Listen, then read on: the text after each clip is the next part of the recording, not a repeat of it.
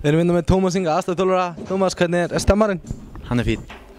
Ég er bara að bíða eftir að fá eitthvað yfir mig hérna frá peyjanum, þeir horfa svo mikið hingað.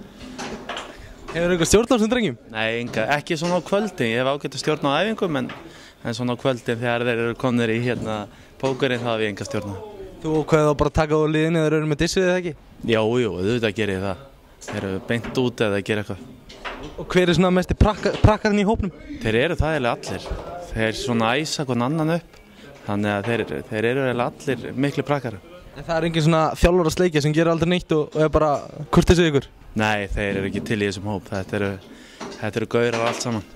Annars að leiknum á morgun gegn Sviss, hvernig leggst það þig? Bara mjög vel. Bara næsti leikur.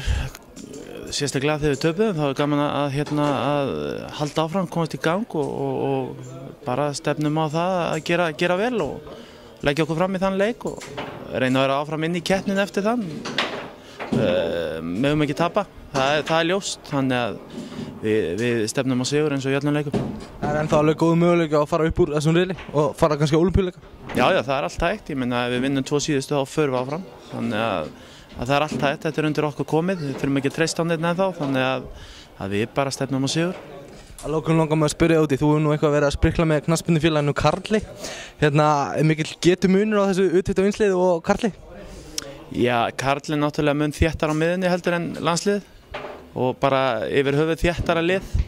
Þannig að það er erfitt að komast í gegnum okkur en ég hugsa að landslið myndi nú hafa okkur að lokum á úthaldi. En það eru eflaust nokkrar í Karl sem ættu víst sæti í þessu liði ef þeir væru kannski 20 árum yngri. Já, mér sýnist það ef við förum á Ólympíuleika þá verða þessi 3 eldri sæti skipuðum karlmönnum.